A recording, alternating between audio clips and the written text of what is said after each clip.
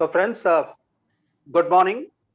On behalf of Higher Education Forum, we extend you a hearty welcome to this exciting discussion, a panel discussion on Union Budget 21-22, which came out very recently on 1st of February. Union Budget is more of a policy announcement. Actual things happen on the ground. Nevertheless, many of us look at Union Budget with a sense of excitement. That's what's likely to happen in the country in the economic and the financial term next 1 year or so. It gives a perspective. That's what likely in store, and what the government of India thinking is on the various issues, aspects, problems, mitigation strategies, financial outlays, and so on and so forth. Now, to a large extent, success of Union Budget depends upon, Union Budget only gives the direction. Success of a Union Budget depends upon its implementation. So that's another key in the area of, so we talk about objective, we talk about a policy statement, we talk about the various issues and the aspects in respect of which the financial outlays are going to be made. But the most important aspect is actually implementation. Now, this was a very unique budget in the sense that this budget came post-pandemic, rather during the pandemic, and therefore many people called it actually Finance Minister himself called it a one in a century budget, 1 in 100 years budget. And she also gave a very statement that I spent, meaning thereby that whatever the government of India could spend, they have actually spent. And they also are thinking of spending. So that's the background under which we are into this particular discussion today. And we have lined up a very, very eminent panel. We have got primarily, it is an open discussion where people will share their views. But before that, we thought that we would have three presentations to lead presentations. They will only give a idea as to what is given in this particular what you call Union Budget. So we have with us initially a good friend of ours, a member of Higher Education Forum itself, Mr. R. Kannan. Mr. R. Kannan does not require introduction, but for those of you who do not know him, he's an economist, a student of economics, a lover of economics, a practitioner. And his last assignment was he was the head of corporate performance management department of the big group, Hinduja Group. And he has been a very consistent speaker in the various forums on various aspects of economy and the finance. So I would request Mr. R. Kannan to give an overview of this particular budget from a general management and from an economics perspective. Mr. Kannan, please. Yeah. Good morning to all of you. I would like to thank my mentor, Professor Sengupta sir. He was always guiding me in all my initiatives ever since I came to Mumbai. My relationship with him goes back to when he was a director of SPJ. And I know I have lots of friends here, those with whom I worked, as well as like Mr. Alim Chandani always wants me to be there in all these webinars. So I would like to thank all of you to give me this opportunity to speak to you. This budget, as we are all aware, this has come at a time when this pandemic struck the entire world very deeply. And the question was about lives and livelihoods. As Madam Sitaraman mentioned, last year they had to take a lot of extraordinary expenditure for health, as well as this pandemic related activities. And as you're all aware, even before this budget, this pandemic struck Indian economy, there was a decision which was made. Actually, there was an article in Indian Express yesterday by Mr. Gurumurthy. This is the point I was also emphasizing in my earlier webinars. But this time I was very happy that someone has written it as a big article in Indian Express. He has alluded to the reasons why Indian economy started, the growth started declining in the previous 2 years. And one of the main reasons he has attributed was that, as you're all aware, and after 2008 crisis, most of the countries in the world, especially in Europe and US, the central banks there, they gave some concessions to banks in terms of how to report their NPAs. So they were liberal. So they need not show all the NPAs as NPAs in a normal circumstance. So that is how they gained strength from 2008 onwards. If you see, before the pandemic struck, the banks in Europe and US, they strengthened. Whereas in India, we said that by 2017, all the banks, they have to declare all their NPAs. So of course, they gave a 1 or 2 year period. So the March 2017 was given as a deadline for declaring all the NPAs. That's how our NPAs, which are at 4%, went up to 14-15%. Then, of course, when this has happened, we know that many of the bank balance sheets became very weak and their credit rating has gone down. And bankers, they became very, very conservative in lending money. So that was the start of declining of our economic growth. And even before this pandemic, our government, 2018 itself, they came up with 3 or 4 stimulus measures.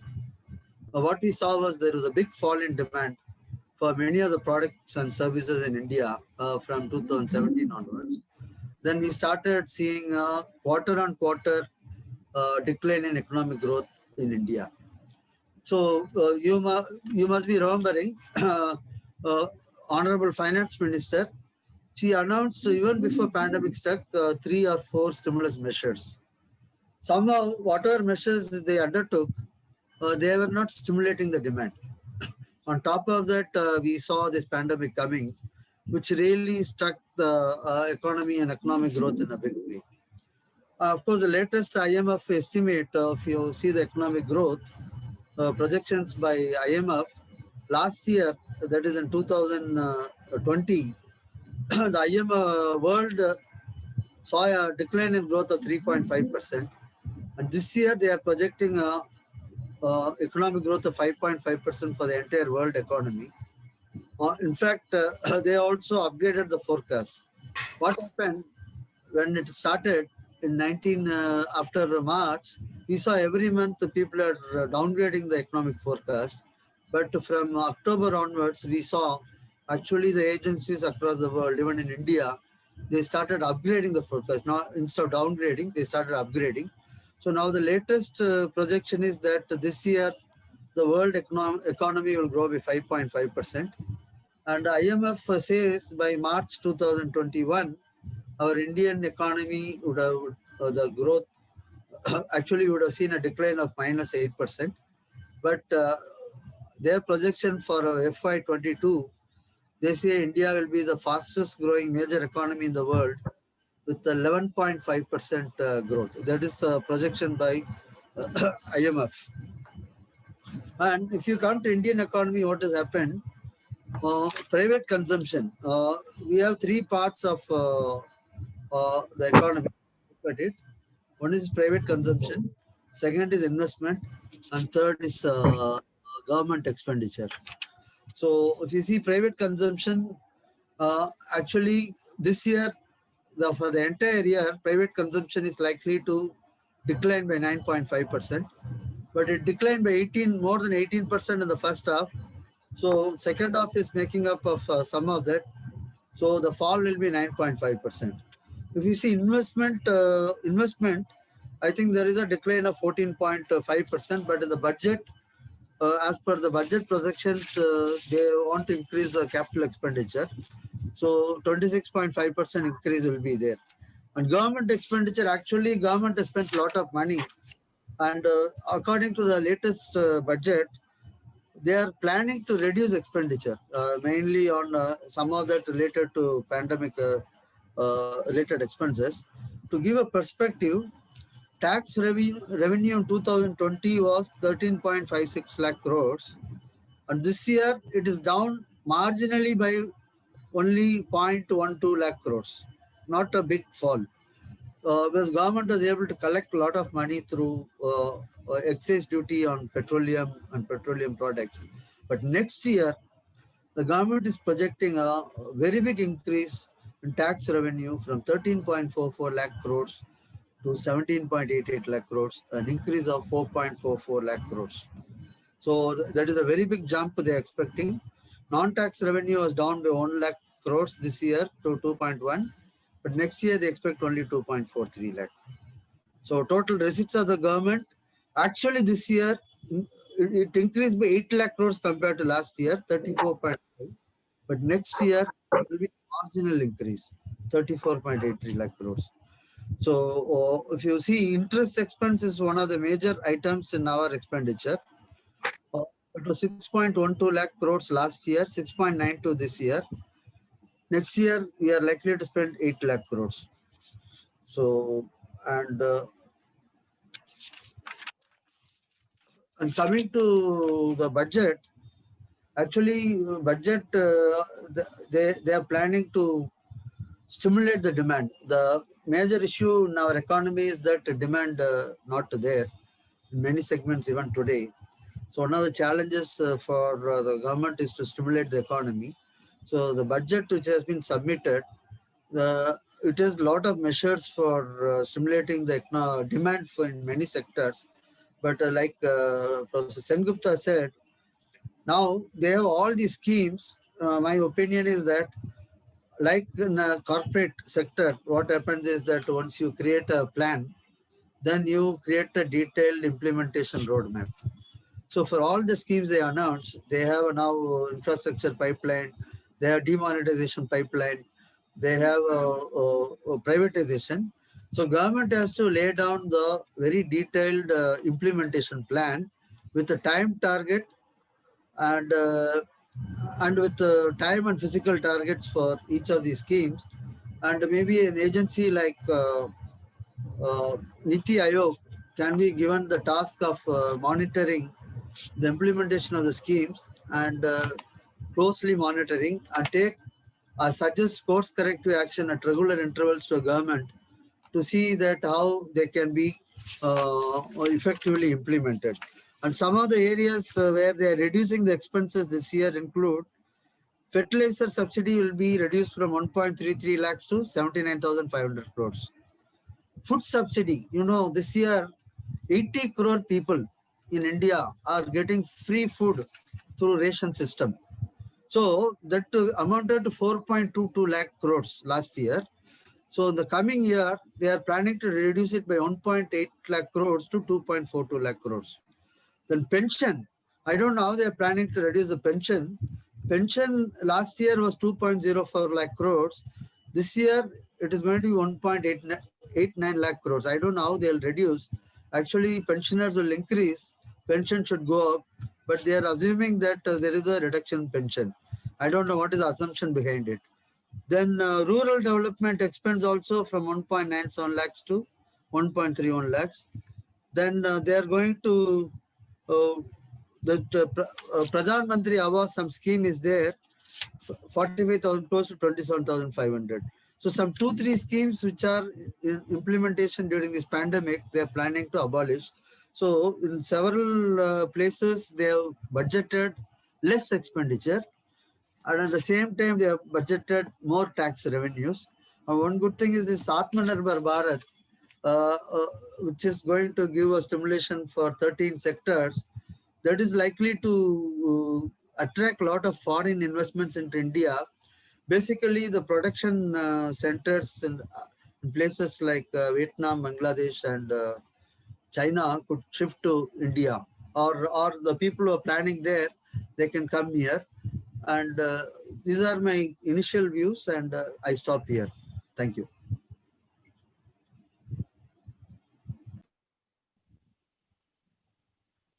Thank you, Mr. Kannan. I think that gave a broad idea of the intentions of the government in terms of revenues and expenses. We'll come back to later on in the question answer session.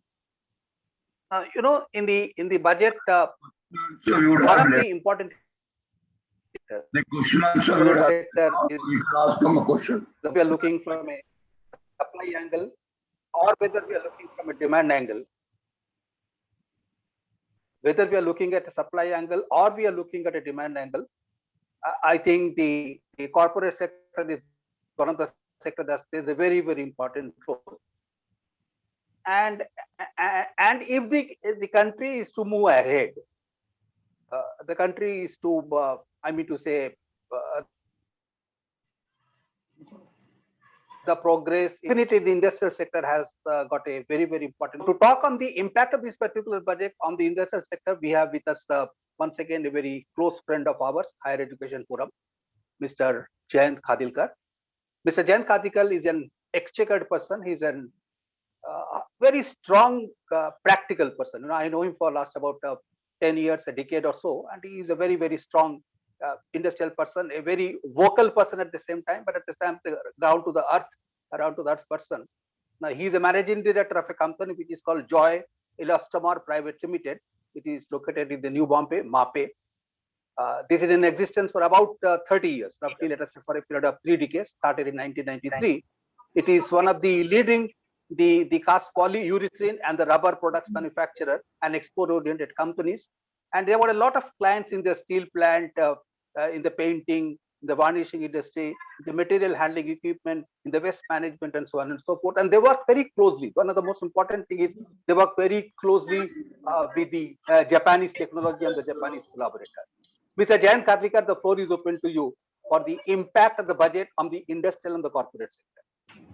Yes, thanks, Dr. Sengupta, for inviting me over here and to give opportunity to express some of the views on behalf of industry. Good morning, friends.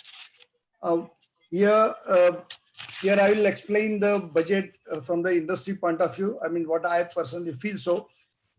Normally, there are always fears about the budget.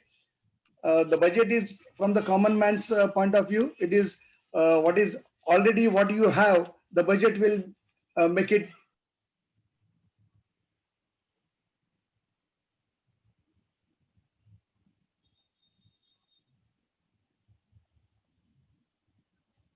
Sir, you are mute. Oh, am I audible? Yeah, now you're audible. Yes, sir. Good morning, friends. Thanks, Dr. Sengupta, again for inviting me over this forum. And this is the perspective from the industry point of view. Well, let me begin with the common man's perception about the budget. See, whatever already you have and you have bought will become cheaper. Whatever you have planned to buy in future, that is going to be costlier. And whatever you have balance in the bank, that interest is going to fall. So this is the common perception all the time for the budget. And they keep on expecting something good mileage out of budget from their own point of view. Now, from the industry for this particular budget, I would say it is a spending spree budget with disinvestment kind of a planning. So this time the madam has opened her batwa to spend more in spite of having the gap between the spending and whatever the norms we have accepted for the budget, that 3.2 or 3.5% of the deficit is normally controlled. Now this time we are expecting the deficit would go right up to 9.5. And it's a welcome move from the industry point of view. Definitely, the gap will be bridged by again the disinvestment from the good companies like LIC and all that. Hopefully, government will start implementing the schemes, and then the disinvestment will happen. So before the new budget, some will get moved, and that 9.5 fear will automatically will reduce. That's what the industry feels and welcomes for that. Actually, there is no focus in general for a particular sector, except obviously for the healthcare, and that was expected because the healthcare, education, these are the two areas are neglected in so many budgets for years together. By virtue of pandemic, naturally the healthcare got a boost. Of course, if you see the allocation, again that allocation, much of the funding is reserved only for the vaccine kind of a bought out percentage of money will be reserved south के लगा है vaccine rather than the upgradation of the इसमें room का चालू कर दिया overall Screen दिख रहा है overall इसका। healthcare system. But nevertheless, something has began. The next investment and the proposition is good for the MSME. It is almost like a double budget they have proposed for the MSMEs. Hello Let us hope that MSME being the backbone or the growth, it is called always, and it increases, I mean, generates more of employment in the country. So naturally, this MSME is likely to get boost, and it has been seen in the budget. Also, there's some kind of incentive has been given for the startups. For a lot of discussion has been happening since last 2-3 budgets for the startups. Though the initial idea of giving some good money to young entrepreneurs and they can start the business without having kind of a fear, and money was also quite lump sum, about 35 lakhs rupees, and to be done in the 3 years or so. Still, that review of the earlier spending has not been published. But new scheme has been announced like that one company, one man, one company can be also done, and that too the things are open for the overseas our entrepreneurs as well. So that is a good move. So these are 3 things about the budget. That is a healthcare, MSME, and startup are rather welcome from the industry point of view, where the new ideas and new funding will come, and there will be some boost to economical growth. The other features from the industry point of view, that is a faceless transactions. That is the new term which has been introduced and talked about nowadays, which was very important, rather than having and appointing every industry person to make a provision of a licensed man to go and meet proper persons in the government. So that was a kind of a burden and a liability for an industry, and it was a much more time consuming. So this faceless transaction, even for registration, inquiries, online trading, tendering, then the reverse auction, and which will rather cut kind of appeasement policy, which we rather was a part of our activity for a particular number of years. So this faceless transaction will bring more transparency in the business. That's what industry people are having a feeling. Then the compliance with the loan documents, which is with ROC and financial institutions, and they can be seen on the portal. So that will be a very good move, because most of the times we hear the problem or the scam or other thing happen only after some big thing comes up in the inquiry or in the media, and then who has passed the loan, who has sanctioned the guarantee, all that post-mortem happens. So this kind of a compliance, legal compliance, and minimum requirement for the financial institution, and will be seen on the portals. So that will be a welcome move, I would say.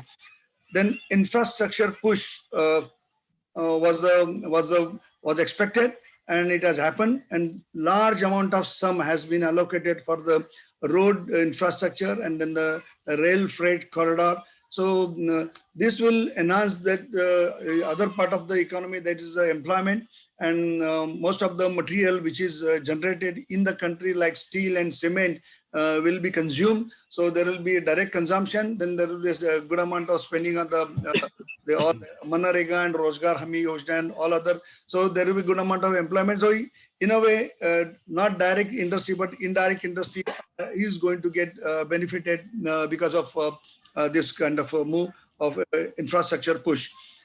Basically, this highways, as we come to know from various medias, and they have listed out number of projects have been under completion, and number of projects have been planned for the next few years. and everybody has seen for last few months that whatever the roads and the infrastructure has been built in the northeast and particularly in Ladakh has given us the great advantage of communication as well as reaching out to the remote areas. So that's a big way that we have planned and executed that well. Then there is a boost indirectly again for the auto industry because of the scrap policy.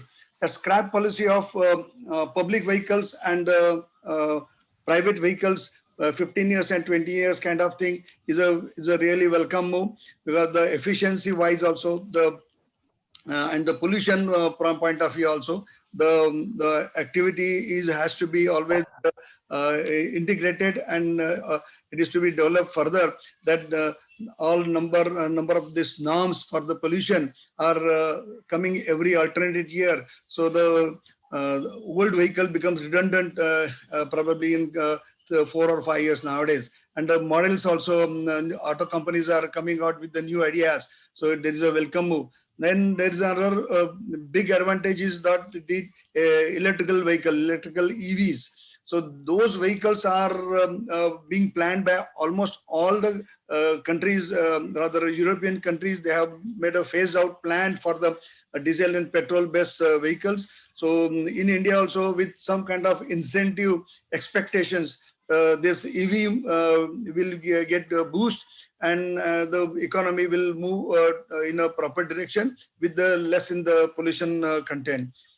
Well, then there is a duty reforms also are have been mentioned. That is that reverted duty structure, and because of that reverted duty structure, there is some kind of a gap is always there. But what industry expects is like that the products which are definitely produced in India of the international repute or in that particular quality are to be first about listed, and those products are to be put on more duty kind of thing, so that Indian local manufacturers will get an advantage, and the duty on the local components should be reduced. So that kind of a trade balance one has to have, especially with the reverted duty structure. And much is to be seen, because in reality the analysis of the budget, it is just 6 days ago, but especially with this reverted duty is not yet complete from our side also. And so it is yet to be known that what is the exact meaning of that reverted duty structure. Then a natural thrust of a few industries which is likely to happen in this particular financial year is of course the drugs and pharmaceuticals, because India is going to soon become a global hub for the medicinal development as well as the transactional kind of thing, or production wise also will be having the cost competitiveness our industry has already gained, and we will be the soon exporters for the quality medicines. So drugs and medicines, pharma is going to do the better things for Indian economy for long number of years. Then solar energy, wind energy as a renewable energy is this year not much of mention in the budget as a specific, but it is a always growing thing that people have to go for that energy conservation and invest and get the opportunity in the solar energy and wind energy. So our demand or the electricity and the more consumption, I mean the rates and everything is likely to fall in coming 2 years. Then there is a talk of the artificial intelligence, which is primarily now getting up in the IT industry, and many mobile manufacturers are coming in India. A lot of typical apps are banned, and some good apps have been generated locally. So this move is going to give boost for the Indian intellectual people to come forward and do some work in the artificial intelligence kind of area. Then the medical tourism, which is rather not specifically mentioned, but it is rather promoted in some parts of India very aggressively, and which other countries are also doing. So this is an area now. Some small mention is there in the budget, but this is area I will like to see that it is a part of the industry, or tourism is a part of the industry. So it has to get some better weightage also in coming years. Then defense is a very big area of, from our country's point of view, and lot many Indian companies are showing interest and coming up with the big projects, as well as they are investing in the machinery and having the collaboration, and more of we are becoming independent, especially in the defense production, defense strategical materials.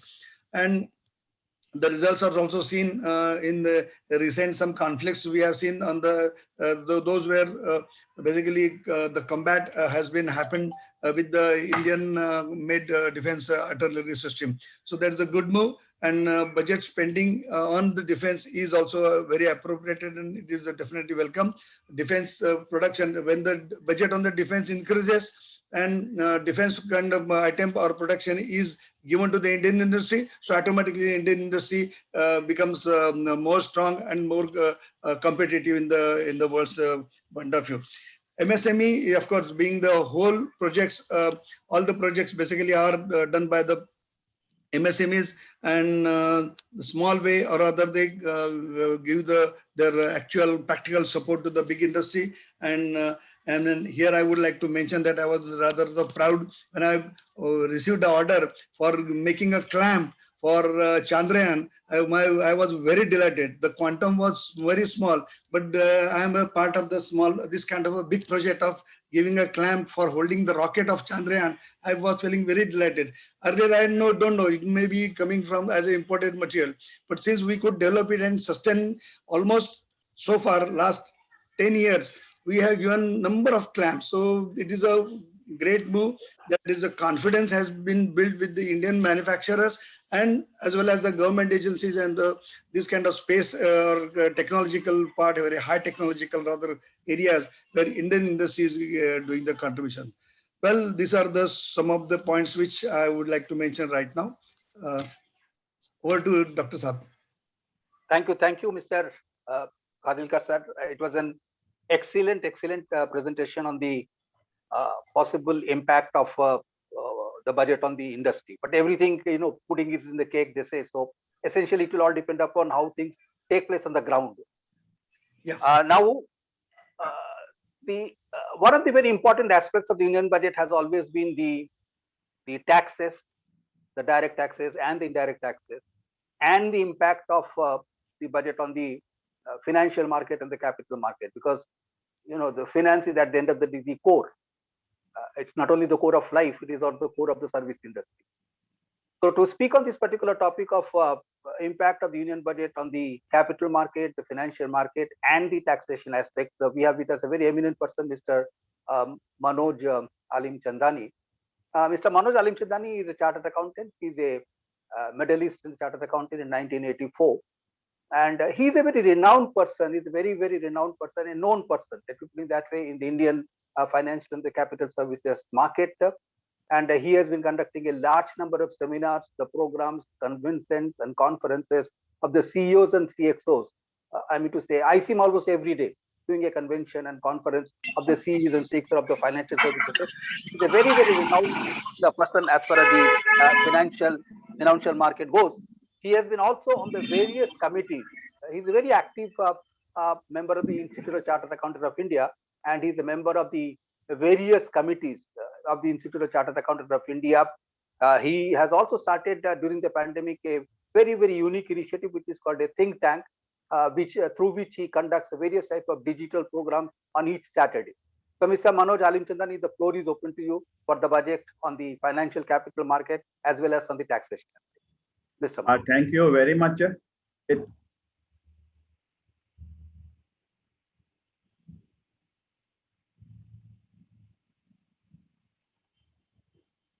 Can you hear me? It got stuck up. Now it's okay. Can you hear me? Yeah. Now we can hear you. It is indeed a pleasure and privilege for me to address this prestigious intellectual and professors forum. So many professors are participating actively in the forum, and thousands are watching the live webcast. as the finance minister said, this is a budget which comes once in 100 years. I will take it up from the perspective of all the key stakeholders in all the global economy. All the finance ministers and key stakeholders who are looking at a deep dive perspective of the Union Budget 2021 presented by the finance minister, the proposals for finance, fiscal consolidation, direct taxes, indirect taxes, and also which carries a lots of announcements for the economy and the way ahead. As we have seen, due to the pandemic and unexpected issues, the fiscal consolidation path is being deferred to FY26. The deficit target for the budget is 6.8% of GDP in FY22, and for FY21, which has been affected by the pandemic, it has come to 9.5% of GDP.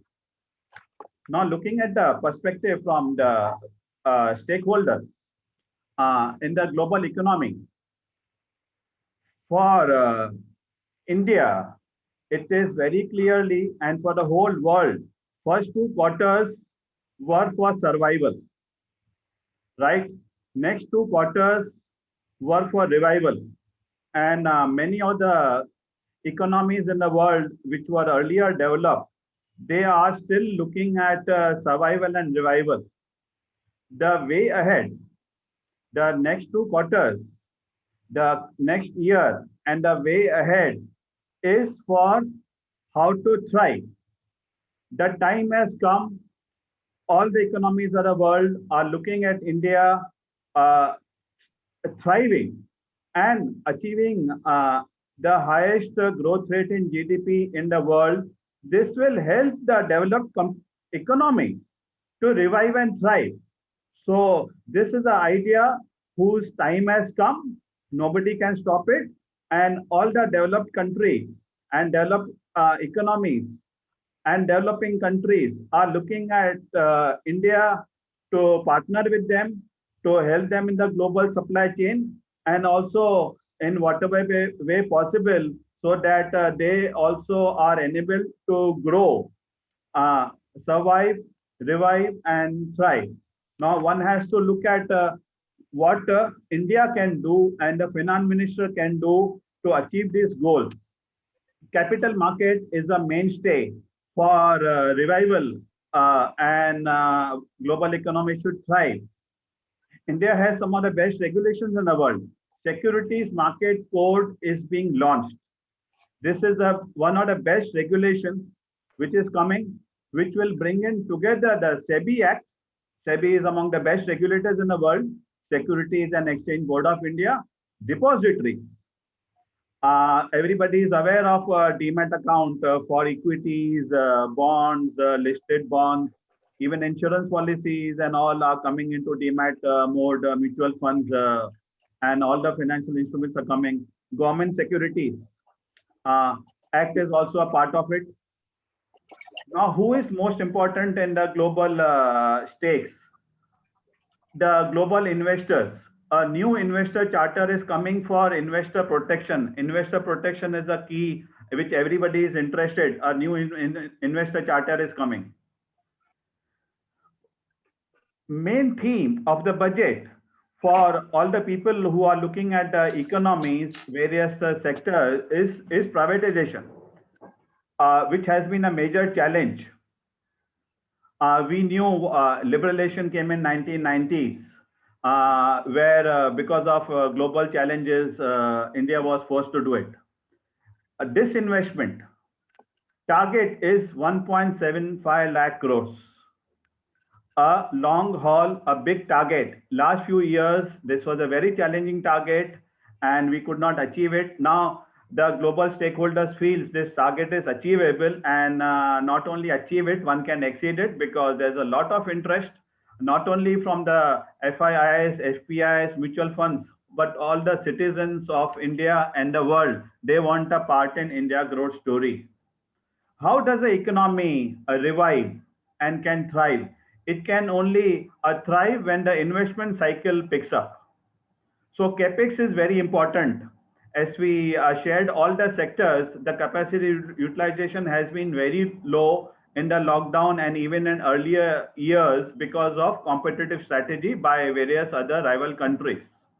Now, India is ready for full-fledged competition. In fact, India can lead the world in competitive strategies. So capex targets in the budget is quite significant. There is a huge step up in capex in spite of the challenges on the fiscal front. Ultimately, this will grow the tax base and ultimately we'll achieve fiscal consolidation. We can address issues on any sectors, any corporate. Now looking at the different sectors, banking, there is a PSU bank recap of 20,000 crores. It's very, very important. They need to improve the capital adequacy. And one major demand of all the developed economies for last so many years was they wanted to participate in the insurance story. The FDI for insurance has been hiked to 74% from 49%. Everybody was wondering how India could do it in spite of challenges, but India has done it. It is the biggest welcome move for increase in FDI to 74%. This is going to bring lots of global investments and this will help in the investment cycle. Insurance Act 1938 will be amended. There is an asset reconstruction and management company to be set up as a specialized things. Everybody is aware of NPAs in the financial sector, banks and NBFCs. Agri is most important. There is a huge base of farmers and India has been agri supplier not only to all the citizens, but also in exports and helping the global economy. So agri credit target, credit is very important to kickstart a much higher growth, 16.5 lakh crores. Micro irrigation is very important because of dependence on monsoons earlier. India has made rapid strides in irrigation. The corpus has been doubled to 10,000 crores. Doubling is very significant. We are not talking about 5 and 10 and 15%. The agri infra fund increases to 40,000 crores. Development of infrastructure is very important. And what about the entrepreneur? Entrepreneurs has a big opportunity for startup. One-person company can be set up, no restrictions on paid-up capital and no restriction on turnover. This is ease of doing business for the India growth story. SMEs, the definition for SMEs has been changed in the Companies Act on capital and turnover both. AIFs, which drive investments in a big way, they are allowed to participate in a much bigger way for sale of distressed assets. Healthcare is very important in not only in times of COVID, but ultimately for the health of global citizens. Atmanirbhar Health Yojana, huge outlay of over 64,000 crores. National Health Mission, vaccines, India will be a supplier of vaccines to the whole world, taking care of the health care of all the citizens in a very, very significant way. So looking at various issues, finance is not complete without taxation. Government needs tax for its huge expenditure. So taxes are direct taxes and indirect taxes. Both are very, very important. Some of the main key issues on a deep dive basis, which could be highlighted for all the participants watching the broadcast, are a major change for FIIs and FDIs. In terms of dividends, earlier the TDS was over 20%. Now there is a level playing field on an international perspective. They'll get benefit of double tax agreements, DTAAs. There is a huge potential for investment in infrastructure and real estate. So there is a special amendment for advantage for REITs, real estate investment trust, and InvITs, infrastructure investment trust. For infrastructure, there is a big benefit by way of zero coupon infrastructure for the debt funds for the bonds. For cooperative banks also, there is a major change. There is a tax neutral conversion of cooperative banks into banking companies. For housing, which is a mainstay, there are incentives of affordable housings being extended. From the corporate taxation, one major change which is coming is on international taxation, equalization levies, and for all the corporates and partnerships, LLPs, there is an increase in tax audit threshold limit under Section 44AB. This is for ease of doing business. There are some people, they will say they have lost opportunities for audits, but really it's a wonderful step for ease on doing business. It will be a big boost for entrepreneurship all over the country. Entrepreneurs will thrive because of this amendment. We have talked about faceless assessments. Faceless assessments, some people say it reduces bureaucratic hurdles or harassments, but actually it adds to easier compliance and also ease of doing business. Faceless, the concept has been extended to tribunals also. So this is a wonderful thing. There is a rationalization of processing of ITRs issuing notices, and on the there are many other things. Particularly, I was told there are lots of senior citizens participating at the broadcast. For senior citizens, there is a special advantage. For senior citizens 75 years, there is no ITR if the income is from pension and bank interest. Huge number of citizens are getting a pension.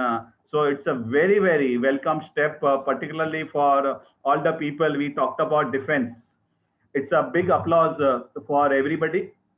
And one major change for all the global investors and Indian investors are the pre-filled ITRs for capital gains and dividend. Now pre-filled, we actually wonder how the pre-filled forms will take. How can you compute capital gains? Now some people say all your sale of securities will be captured because the sale data possibly government is capturing it in a secret way, or whichever way is there, sales of securities, whether it is equities, bonds, or any instrument for short term and long term. But how the cost of long term will be actually computed is really wonderful, because many investors don't have the previous data for so many years. And of course, the grandfathering clause was there, but the actual cost is very important from the way the Income Tax Act has been drafted. And there are lots of demergers and splits and bonuses. So that cost is a very, very tedious process. I hope, and many global citizens have communicated, possibly long-term capital gains should be exempted for retail investors to whatever limit. So then people can really focus on investment and growth ahead. There are lots of facilities for offshore funds. We know about international offshore centers and GIFT City. So there were challenges for GIFT City. People were investing through other tax havens, Singapore, Mauritius, Cyprus, and there are many countries, whether it is London or New York. So GIFT City, there are major changes. Hopefully this year onwards, GIFT City will thrive, and a lot of NRIs and foreign investors, FPIs will benefit in a very, very significant way ahead. Looking to other issues on indirect taxes are most important. GST collections have picked up in the last 3 months. Hopefully they will pick up, and rise in collections are not just because of stimulus. Hopefully the revival in GDP growth will keep on continuing over the next few quarters, and of course the years ahead. On a GST front, there is a major step on ease of doing business, liberalization of limits for the GST audits. There were lots of procedural issues, lots of IT issues in terms of filing returns and regular deadlines for the SME sector. Of course, the large organizations have the advantage of a large professional, highly qualified teams, and their advisors. So this is a major step. SME will be benefited in a very, very significant way. But there is one proposal which many people would not like is of attachment of properties of the entrepreneurs and companies, attachment of properties if there are some issues in filing of returns. Of course, there is a view that it can improve compliance, but there is a other view also whether attachment should take place or there should be a very clear opportunity to all the taxpayers or given sufficient extension and good opportunity. So this should not take place and enable all of them to file the returns and pay taxes in a very amicable and easy manner. And there are lots of other changes. I invite questions in the open forum on any issue, on any country, on any economic issue, financial issue, tax issue, any sector, any company, any stock. We are welcome to discuss. Ultimately, it is all about India growth story, and there should be a very open discussion today and on a continuing, ongoing basis. So India growth story is here to stay, and all the objectives of the finance minister and the members of the parliament and all the assemblies together who benefit from the fiscal consolidation really takes off. We achieved all the objectives and the idea of India growth story, which is being implemented by way of ease of doing business, recognized by the United Nations, recognized by the IMF. Global ranking in ease of business is going up. It should continue to go up. All of us should work together. All the think tanks get together to achieve this objective. Wonderful forum. Glad to be a part of it and take any views and any questions. Thank you, sir. Thank you, Mr. Mitterton. That was an excellent presentation, very, very comprehensive presentation on the impact of the budget on the financial sector, on the capital market, and most importantly, the direct and indirect taxes. That was an exceedingly good presentation. So I think we had three fascinating presentations: the economic aspects, the impact of the budget on the corporate, and the impact of the budget on the finance of the capital market, as well as on the taxation aspect. Now this is now a free flow forum. I request some of my colleagues from the higher education forum, if they would like to make some presentation or something like that, if they want to say a few words, add before we open for, or they want to ask any questions, whatever it is, floor is open to them. Sir, I wanted to ask a question to Mr. Kannan. Please. Yes, sir. Yeah, my question essentially is, you mentioned that the declaration of UPA of the NPAs in 2017 was the root cause for the banks, unlike what happened to the global banking system, right? But then don't you, sir, do you agree that the NPAs were originally caused by the previous governments? At some point or the other, the NPAs have to come up. And if you just keep on hiding it, you're only inflating the profits of the bank, and ultimately they will all go down. So therefore, it's a very wonderful move, in my opinion, and not a negative move, the way you pointed it out. No, I will just say, I'm not against banks providing, but they gave a very short time to declare all the NPAs. So they did not have much time to think.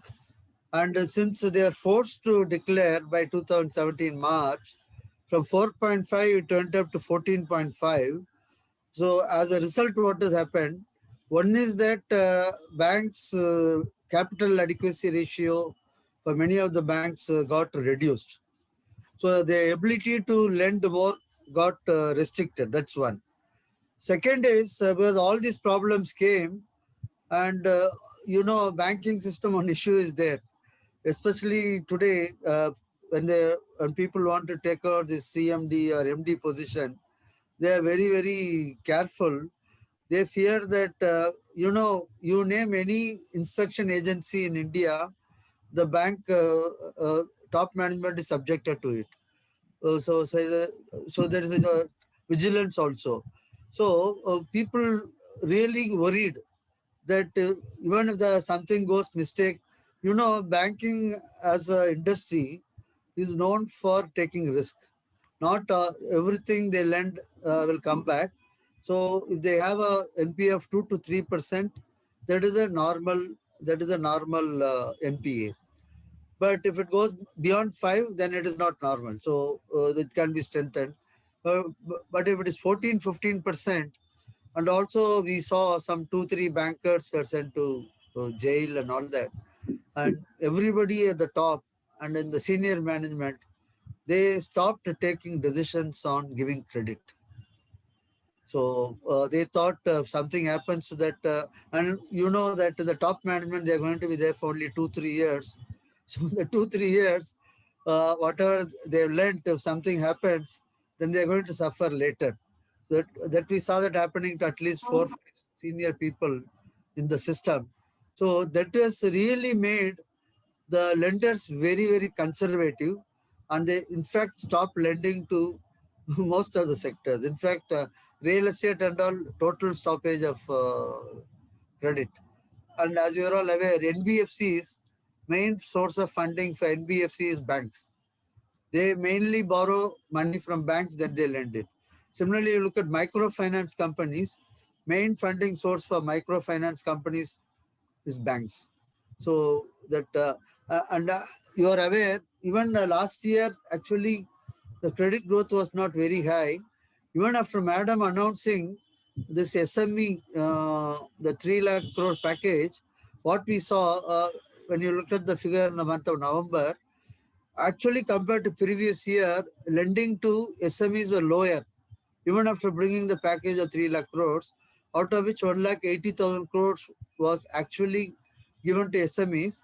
Then they found that no more takers of 1,20,000 crore. And what government did, they opened that window of 1,20,000 crore to other sectors. So that was my point. So instead of 2017 March, they could have said by 2018 or 2019, then banks would have given provisions every year, and by then the growth would have continued. We should always remember, whenever there is high economic growth, there will be a high growth in banking. When there is high growth in banking, the NPA as an absolute number, as a percentage, will be much less. So it will not be 14. It might have been 10. It might have been 8, like that. That was my point. Okay, great, Okay. great. Sir? Dr. Chandanan? Yeah, please. Yes, sir. I have a couple of observations. Please, Yeah. please. I think this budget is more of a supply side. It addresses the issue of the supply side economics. Because if you see the various kind of measures and the steps that the government has taken and the budget proposes, such as the agriculture reforms, the labor reforms, increase in the FDI in investment in the area of insurance, and then disinvestment of banks and LIC, and large-scale monetization of government assets. All these are the proposals which address the supply side economics, and I find a mismatch between the demand side economics in the sense that not many measures have been taken in order to address the demand side of the budget. In the sense, there is a basic assumption that whatever the expenditure is made by the government, particularly the investment expenditure, it will create employment opportunities, and thereby it will create the income, and then by way of the marginal propensity to consume, the consumption will increase. This is the basic assumption. Okay. However, there again, I find that some of the labor intensive industries, such as the hotel and restaurant, the construction, the food processing, the textile, leather, gems and jewelry, etc. These are the ones which are labor intensive industries. Whether sufficient allocations have been made to these industries, I doubt. I have my own concern. Therefore, the employment scenario also which we are assuming that it will, the budget will address, but that the investment in, by way of increasing the capex itself is not going to address this issue. At the same time, when we have 1.15 million people are unemployed here who have been rendered unemployed because of the lockdown at this point of time. Second issue is that even the economy is working only at 70%, to be on the higher side, capacity utilization at this point of time. So there is a lot of unutilized capacity already exists in the economy. Therefore, to really assume that the new capacity creation will take place is also perhaps it doesn't convince me. Secondly, the second point is about the inflation. It says that the nominal growth rate in the year 2021-22 will be of the order of 14%, 14.5%, and the real growth will be 11%. It means the inflation will be only 3.5%. I doubt 3.5% in the given scenario here, the 3.5% will exceed the inflation. When will exceed the inflation target, obviously it has a negative impact. Now, the question is how to really increase the consumption. The aggregate demand consists of aggregate consumption, investment, government expenditure, and net exports. And now let us say investment, we have addressed the issue. The consumption part is there. So consumption is either you really, the existing consumption, you increase the existing consumption and with the people who are already consuming, who are the employment market, and or you create new employment opportunities and thereby create the new consumption opportunities. And so new creation, the employment opportunities, I think are the kind of provisions that have been made do not sufficiently address to that creating the new demand for the consumption. Therefore, your consumption is also not going to increase significantly. Like in that case, whether we will achieve the 11% or 14.5% nominal rate of growth, I have some issues. Thank you, Dr. Adhikari. I think Mr. Jain, if you can, please let me put forward the questions very briefly. He's talking about that there is not much thrust in this particular budget on the enhancement of the demand. It is more taken care of the supply side rather than the demand side. So what is the guarantee that the demand will be pushed? And if the demand is not pushed up, nothing is going to happen in the Indian economy for the revival, number one. Number two, he's talking about even if the supply side is taken care of, but still many of the companies are only running 65 to 70% of the capacity. If there is no demand, why should the supply side, even if you give some funding, even if you give support, why should the supply side increase from 20% capacity to 100% capacity or 110% capacity? And that's the second question. The third question, the budget doesn't talk about the employment generation. Because if the supply side doesn't increase and if the demand side doesn't increase, if the consumption doesn't increase, the creation of the fresh jobs, probably is a difficult part. And fourth and the last question, which is a very important thing, which is talking about that if you're looking at a real growth and the nominal growth at the rate of 14.5% and at 11%, assumption is that inflation is only going to be 3.5%. Which appears to be difficult under the present scenario, an assumption that the inflation is only going to be 3.5%. Kannan, would you like to start? And then we'll go to Mr. Jain. Yeah. Thank you, sir. So if you talk about consumption, it has got three components. I will look at it from three perspectives. One is the consumption by government itself. Second is consumption by government employees. Then consumption by us. So I will break that into three parts. So if you talk about consumption, actually, the way the budget has been prepared, we will see that consumption by government will go up. Second is already, I was speaking after the pandemic, I must have spoken about 45, 50 webinars on what government should do. I'm happy that this monetizing the land and all has come. And also government tried to kind of give incentive to government employees for using their LTA for spending. LTA and all that. But now government has to come up with a big scheme whereby government itself is a major consumer of any product in the economy. whether it is a hardware, whether it is software, whether it is vehicles, you name it. Government is the major consumer of the products. So one is that they have increased the capital expenditure. One is that they should not reduce consumption, or they should look at least a 5 to 10% increase in the activity. Second is, if you look at more than 4 crore people, either they are central government, state government, or local government employees and pensioners. Yeah, pension alone accounts for 2 lakh crores. So they have to bring in a scheme whereby the people, mainly this government and government-related people, they are asked to spend. That's second part. Third is that there is a big emphasis on developing the blue economy.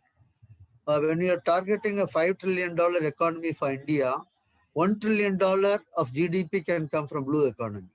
That is relating to shipbuilding, ship breaking, and port-based development of ports. So there is a lot of emphasis.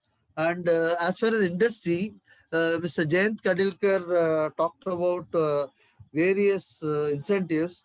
So one of the things, as of today, I think we are 5 or 6 in textiles.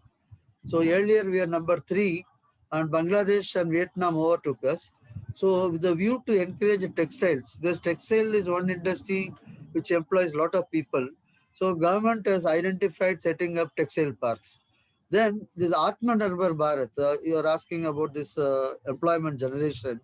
If you go to some of these companies which are manufacturing telecom equipments or telecom products, you find they employ 5,000 people, 10,000 people, 15,000 people.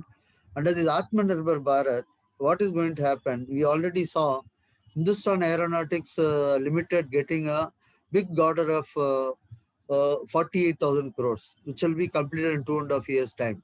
So like that, we are going to see a lot of these companies from US, China, Europe, they are going to come. And already a company like Realme, which is manufacturing TVs, they had given outsourcing job to 3 companies in India to manufacture those TVs in India. So like that, we are going to see in many of these sectors, we will see, we had a 2014, what was called Make in India. We wanted to take 16% of GDP to 25. But as of this year, it was only 16.7. So that Make in India really did not make any impact. But this Atmanirbhar Bharat and the scheme for 13 industries, I am sure it is going to see lot of foreign direct investment coming into India. There is one. Second is that even existing units, they will start expanding. They'll start manufacturing. They'll become a contract production unit for foreign companies. So they will give employment. That is going to happen. That is my view. Thank you. Mr. Jayant Kadilkar, would you like to take it on? Hello. Hello. Hello. Yes. Yeah, Dr. Sabsi, I'll just make some remark with respect to what Mr. Kannan has just now added. See, 2-3 points were really missed from my earlier presentation. So it is like a production link incentive, especially this time government has offered in the budget for the electronic manufacturing activity. So which is rather now employing large number of people. And so those incentives with respect to production will boost the economy, which is now very prone to this digitalization in coming years. So this is a good incentive. Then the point which I missed was correctly pointed out, that's textile parks. 5 textile parks are rather planned in this year, and the government has taken a very serious note that Bangladesh and Vietnam, as you rightly mentioned the name, even the some other Philippines also, they are rather pushing their products, rather textiles, in the international market. If you buy any T-shirt and you see the label in outside, so you will find that there are these 3 names, and plus Indian name is also there. So if we make this proper implementation of the scheme and use these resources and government incentives for the textile parks, the 5 parks government has planned, and it will boost the economy. actually primarily the demand increase, how to increase the demand. So that's a big economical question everywhere we have to face it. Who can spend in the biggest project? I think in India, only answer is government. Government, people always feel that government has got money and they can always think of the project. In reality, how many big industrialists are putting up big money in projects like dams or any other, say for the defense projects. So these, where the big investment is required, still that the domain is with government. So if government has now opened up their purse, and now they are spending on the infrastructure and then roadways, so the construction industry is likely to get boom. So automatically the cement and the steel industry is likely to get boom. Then this automobile industries where the scrapping policy has been. So these are the measures. They will definitely create a demand, but not immediately. I think by passing up to say up to October, there is a positive.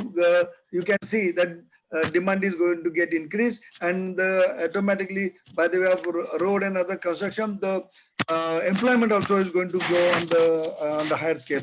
See, these three areas, and the one big area which was rather neglected for years together. India has got about 1400 kilometers of the coastal line, and the fishery or fishing business was neglected as an industry and the money generation or money spinning area. So from the export point of view as well, it was not given the proper importance. Now the deep ocean mission, which is having the concern the government has noted, and there are 5 major fishing hubs government is going to put it up. So it is a very welcome move. So the new area we are and competitive area we are entering in. So this kind of demand, of course, the demand generation is planned. Now, the execution and implementation will speak by itself, and by like this after this year's somewhere in the middle of the year, probably the things will start moving from the demand perspective will better. That is my just I want to add one point. Yeah. Wherever there is a labor intensive industries are there, government has increased the I think duties for import, especially the gems and jewelry you mentioned. Yeah. Some of the industries where employment intensive industries, the government has increased the duty so that more production happens in India. Yeah. Yeah, I have a points to make, Kannan, and Just Dr. Gopal, 1 minute. Mr. Manoj, would you like to add something? Yeah, surely. Very wonderful, very, very important point on employment issues. Here one should understand who is the largest employer, which are the sectors. It is infrastructure sector, it is real estate sector. And then we have manufacturing, then we have SME. Now, what is there for infrastructure sector is the CapEx target. One is that, but more important is it is not only giving orders. Lots of infrastructure companies have been crying that they are not getting the disbursements in time. They need cash flow. They can fulfill the orders. They can get some credit from some of the their own suppliers, but they need to pay, and they need to pay their employees in time. So disbursements to infrastructure companies which have been delayed should be speeded up, and I hope if they should be done paid up in maximum 30 days. From today, so there are no outstanding dues. Unless the infrastructure company set up, and there are infrastructure companies are not only large, there are lots of contractors, there are lots of service provider to infrastructure companies, they are affected. Another is a real estate, which is a part of infrastructure story. So it can generate huge employment, and we all know last 10 years was an adverse cycle in real estate. Now people are talking about green shoots. But other green shoots because of stamp duty discounts and rebates which have been given in the last few months, or will the stamp duties will be reduced so that we are globally competitive? 5%, 6% stamp duties are very, very high. I see Mr. Jayant nodding. Particularly, stamp duties are high, cost of doing business goes up, and whether all the SMEs are getting disbursements in time. This is very, very key issue. Then only employment can pick up. one area one employment can pick up is startups. If startups, they have been facing lots of obstacles, although a couple of years back, a 10,000 crore fund for startup was announced. But budget often usually has announcements which are short on deliveries if one sees the action taken. So startups amendments are there. Startups, if the obstacles are, if they get finance, a few banks are ready to give funds to any startup. Just see, there are so many people here. You try to do a startup. All of you have ideas, but you go to the bank. You see whether you will get money. The answer is clearly 90% of them will say no. Money is always available for the person who doesn't need the money, but who needs the money. It is a real challenge. So here employment can be a big booster if the startups and entrepreneurs for which policy announcements are there, they get money and they get guaranteed. For SMEs, the guarantees really work. There are very good SMEs. It is not that they don't want to pay, but then they need relief at certain points of time. They have genuine reasons. They are paying taxes. They are filing returns, and they are facing lots of challenges and issues. Ultimately, it is entrepreneurs and the SMEs and this core sectors which can revive growth and take it to the next level and generate huge employment.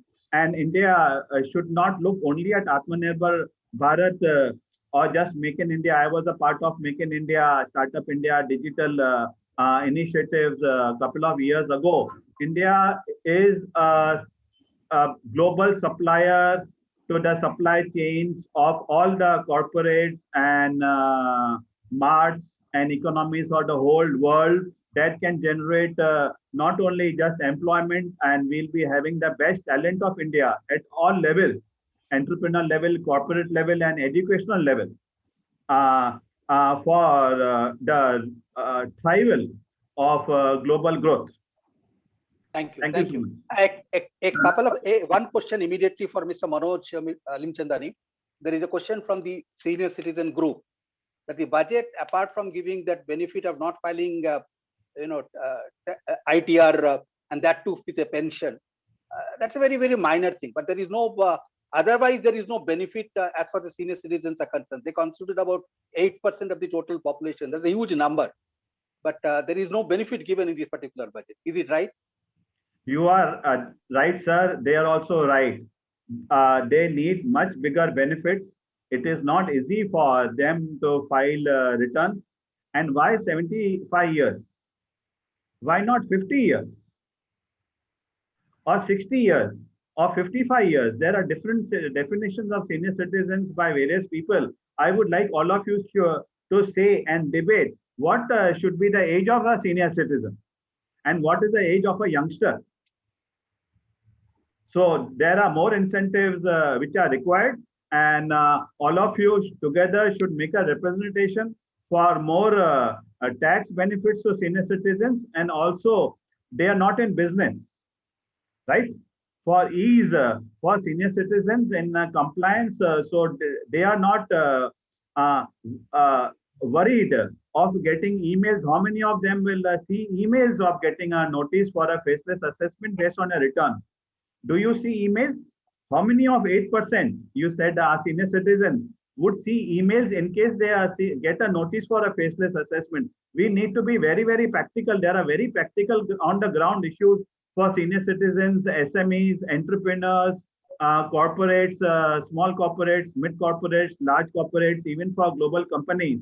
They need to be addressed. I'm really very glad you have taken up core important issues for senior citizens and SMEs, for employment, and for that India can thrive as a global economy and be on a very competitive basis and be a major partner to the global economy and be the fastest growing economy in years to come, much ahead than 2050 or 2040 some people are aspiring for. Thank you, sir. For we are now opening the floor for the student friends, because they are the most important people. They are the future of the country. Any specific question from the students? Sure. We'll take one or two questions. Sir, can I ask a question? Just Gopal, just 1 minute. Let students ask, then you can ask the last question. Just a moment. Students, would you like to ask any question? Dr. Gopal is a student itself. We are all students. Yeah, students, any student, kindly unmute yourself and ask a question.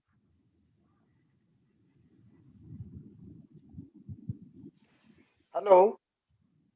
Yeah, we Sir, can please hear. wait. Please wait. Lakpate sir, please wait. Okay.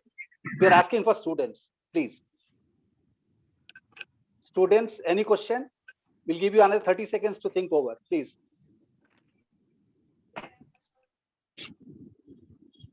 I would love to address the students.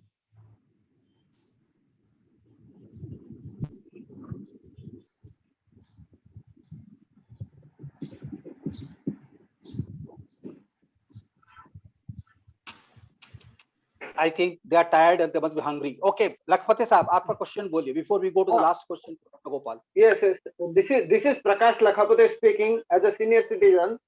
For any country, for growth of a country, what we need to control is the scam or corruption. So what is the provision made in the budget for this purpose? I would like to know from any of the panel members.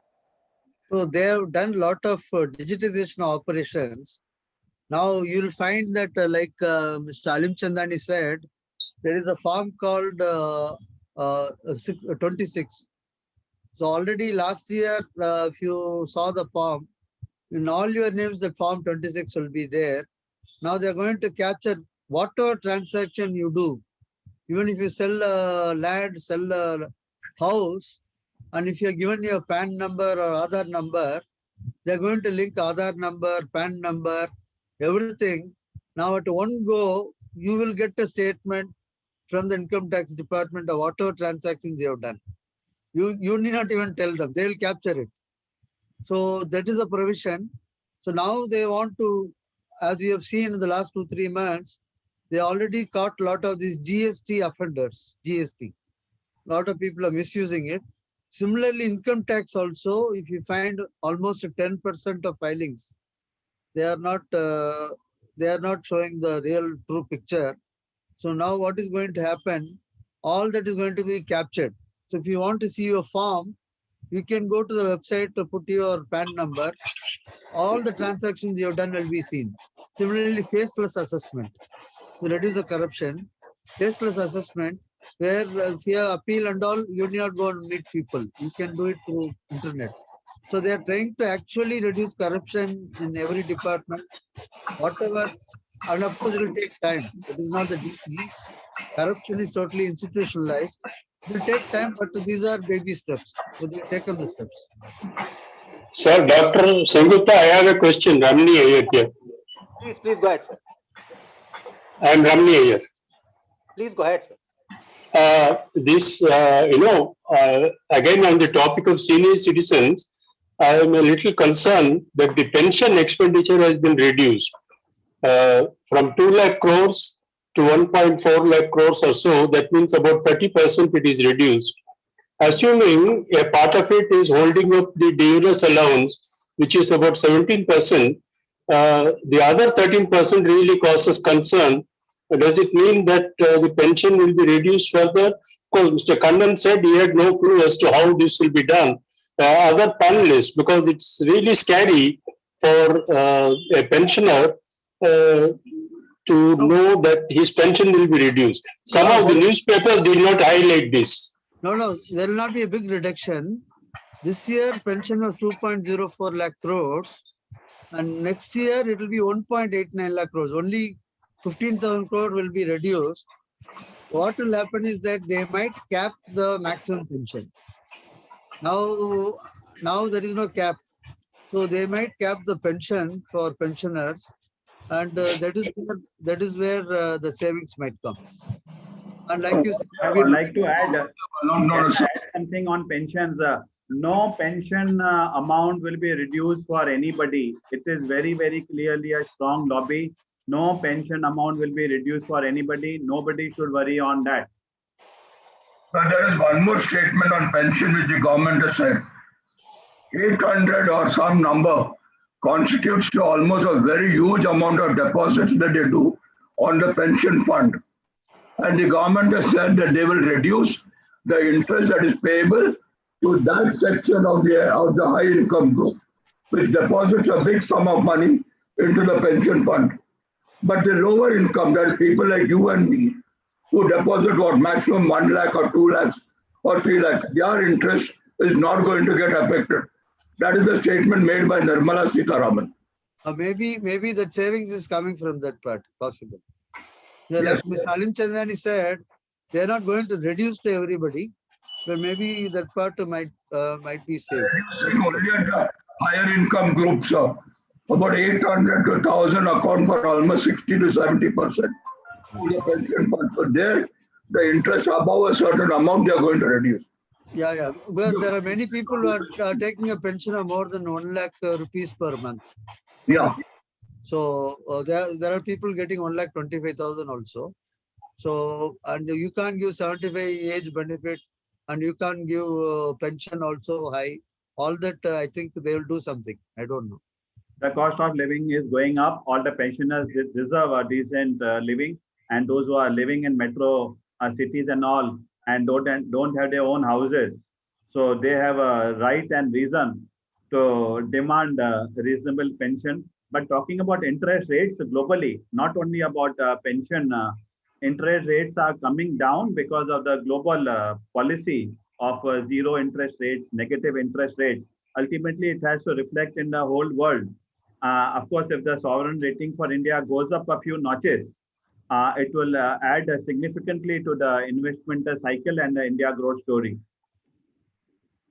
But the senior citizens, all of them, pensioners and otherwise, they depend on bank deposits for their livelihood. So their interest should be considered always by the finance ministers of all the world, not only India. We need a social security system to be built in. US Yes. has a very good social security system. Absolutely. UK has a good social security systems to take care of any emergencies, medical emergencies, or whatever things, unemployment issues are there. We all know the stimulus. Everybody was getting over $1,000 check, even if he was a flourishing person and a super rich person, and they were investing and they became Robin Hoods and they started buying shares. That's how the story picked up. So this is very vital. The social security system needs to be built up, which is lacking in the budget, and hopefully it should come in the future budget. There are reasons for the finance minister for what proposals they have done. But I see this in a much larger perspective, issues of pensioners, interest, and it should be all linked up. Everybody should demand, not as a lobby, micro lobby. People say, we have to take care of millions of stakeholders, so many segments. All of you should get together and demand in this webinar today that there should be a very good social security system for everybody who needs it. Not only senior citizens over 75 or 60 or whatever age, it should be available for everybody on a comprehensive manner. That is my humble request to all the stakeholders and intellectuals and professors participating in this prestigious forum. 1 minute on the social security. Government runs a scheme called NREGA, Rural Employment Scheme. Last year, they spent 60,000 crores. This year, budget was 70 or 75. Actually, they are spending 1,15,000 crores on NREGA this year. But next year, they reduced it to 73,000 crores. So that benefits 5.5 crore families.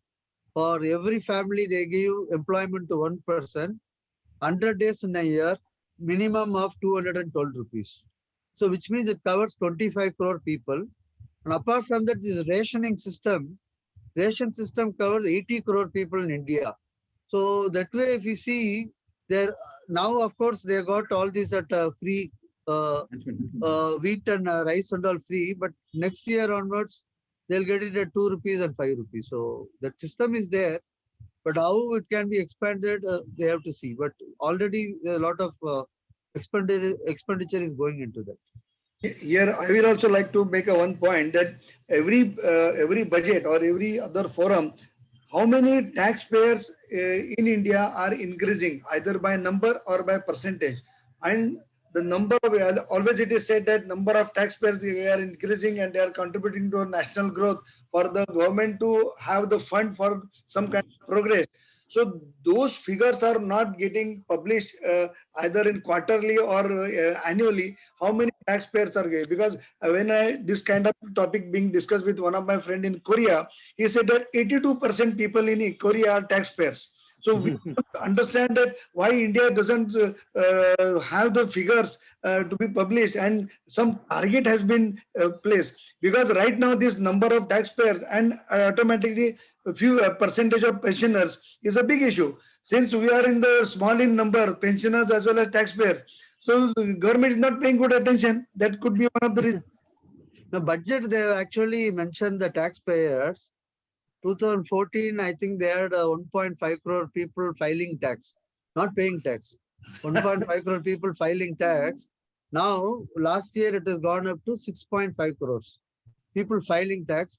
Maybe the people, they also publish the numbers, how many pay tax, who's in which category of the tax, more than 10 lakhs, 20 lakhs. That statistics is being published every year. I think maybe out of 6.5 crore, maybe 2.5 crore people would have paid tax. And most of them are government employees, corporate employees, IT employees. These are the people who are paying tax. On this very important issues, because they're all farmers. 60% of the people don't pay tax because they're all farmers. Correct. On this very important issue of paying, You can't get 82% at all. on this very important issue, Mr. Gopal, you have raised on paying tax.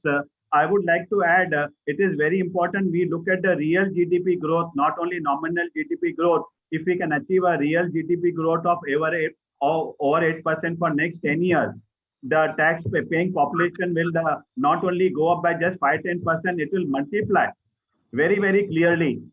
Since if the income the GDP on a real basis, on a sustained ongoing basis goes up, which we can certainly do, everybody will benefit in terms of rise in incomes, whether it is a corporate, whether it is a small taxpayer, or whether it is a farmer. Everybody will benefit very, very clearly. And I invite, in fact, all the intellectuals, senior citizens, and students, please watch all these core issues being discussed on the Think Tank Conclave, which is on YouTube and lots of social media. Each issue is very vital and it needs to be taken up on an ongoing, sustained, continuous basis. Each issue is very important, particularly from the students' perspective, who are all dear to us. Each student should be a valuable participant in the India growth story and should be ready to articulate their expectations. Ultimately, they are the future generation. They are going to drive the global economies and corporates or startups, right? Yeah, on this taxation, one point I have, GST, when they introduced the GST, the government's target of collection per month was 1,40,000 crores. So that is the assumption they made. So already I think 1.2 or 1.3 crore establishments are registered for GST, but only 70 or 75 lakh companies are paying GST. So which means the small and medium enterprises which are not covered earlier, they were covered now. So they have a GST number and all that. So 1.3 crore or something, but not all of them are paying GST. So like that, if the compliance improves itself, India has got one of the lowest tax to GDP ratios. And this is the only way, like Professor Gopal said, agriculture also, I think more than 1 crore it's taxable, I'm not sure. Maybe Mr. Alim Chandani can tell us. Agriculture also, a lot of people, we know many farmers are very, very rich and they don't pay income. And one more thing, many of the famous personalities in Mumbai and India, they call themselves as agriculturalists and they don't pay tax. Well, since you I think with the word of Mr. Alim Chandani, that Indian growth story shall continue, and every budget gives some amount of push, some amount of impetus to the India growth story. To what extent that is implemented, to what extent that is successful, that only the future can say. But anyway, this was a budget which was consensus was bearing a few concerns here and there, like employment, like giving impetus to the demand, etc., etc. But by and large, the consensus has been that this budget was a little bit of growth-oriented budget, and implemented properly, this budget might give a push to the, if implemented properly, that's a very important thing, might give a push to the growth India, grow India, Atmanirbhar India, whatever the India you talk about, the future India of the country. Thank you very much for being with us today. I take this opportunity on behalf of Higher Education Forum to thank Mr. Kannan, Mr. Alim Chandani, Manoj Alim Chandani, and Mr. Jayant Khadilkar for the wonderful lead presentations, and also the active participation by Dr. Gopal, Dr. Chandan Adhikari, and all others who have contributed significantly for making success of this particular program. Thank you very much. Look forward to meeting all of you on some other occasion. Thanks a lot. Yeah. Thank you, everybody. Sir. Thank you, sir. Thank you all for attending this. Yeah. Thank you. I'm going to call you now Oh, yes, sir. Yes, sir. because